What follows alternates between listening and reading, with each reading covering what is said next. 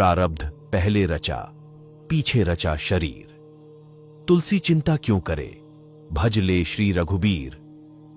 एक साधु थे जो हमेशा ईश्वर के नाम का जाप किया करते थे। बुजुर्ग होने के कारण जब भी गुरुजी को शौच, स्नान आदि के लिए जाना होता था, वे अपने शिष्यों को आवाज लगाते थे और शिष्य ले जाते थे। धीरे धीरे कुछ दिन बाद शिष्य 2-3 बार आवाज लगाने के बाद भी कभी आते, कभी और भी देर से आते। एक दिन रात को निवृत्त होने के लिए जैसे ही गुरुजी आवाज लगाते हैं, तुरंत एक बालक आता है और बड़े ही कोमल स्पर्श के साथ गुरुजी को निवृत्त करवाकर बिस्तर पर लेटा जाता है। अब ये रोज का नियम हो गया। एक दिन गुरुजी को शक हो जाता है कि पहले तो शिष्यों को 3-4 बार आवाज लगाने पर भी देर से आते थे, लेकिन ये बालक तो आवाज लगाते ही दूसरे क्षण आ जाता है और बड़े कोमल स्पर्श से सब निवृत्त करवा देता है। एक दिन गुरुजी उस बालक का हाथ पकड़ लेते हैं और पूछते कि सच बता, तू कौन है? मेरे शिष्य तो ऐसे नहीं हैं।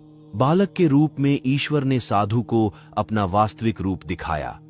साधु रोते हुए कहते हैं, हे प्रभु, आप स्वयं मेरे निवृत्ति के कार्य कर रहे हैं। यदि आप मुझसे इतने प्रसन्न हो तो मुझे इस कष्ट से मुक्ति ही दे दो ना।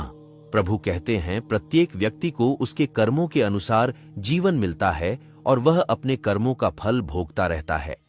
यही कर्म फल का सिद्धांत है। प्रारब्ध का अर्थ ही है कि पूर्व जन्म अथवा पूर्व काल में किए हुए अच्छे और बुरे कर्म जिसका वर्तमान में फल भोगा जा रहा हो। साधु कहते हैं कि क्या मेरे प्रारब्ध आपकी कृपा से भी बड़े हैं? क्या आपकी कृपा मेरे प्रारब्ध नहीं काट सकती है? ईश्वर कहते हैं, प्रारब्ध 3 तरह के होते हैं। मंद प्रारब्ध मेरा नाम जपने से कट जाते हैं। तीव्र प्रारब्ध किसी सच्चे संत का संग करके श्रद्धा और विश्वास से मेरा नाम जपने पर कट जाते हैं, किंतु तीव्रतम प्रारब्ध भुगतने ही पड़ते हैं। प्रभु कहते हैं कि मेरी कृपा सर्वोपरि है। ये अवश्य आपके प्रारब्ध काट सकती है, लेकिन फिर अगले जन्म में आपको ये प्रारब्ध भुगतने फिर से आना होगा। यही कर्म नियम है। लेकिन जो हर समय श्रद्धा और विश्वास से मुझे जपते हैं, उनके प्रारब्ध मैं स्वयं साथ रहकर कटवाता हूं और तीव्रता का एहसास नहीं होने देता।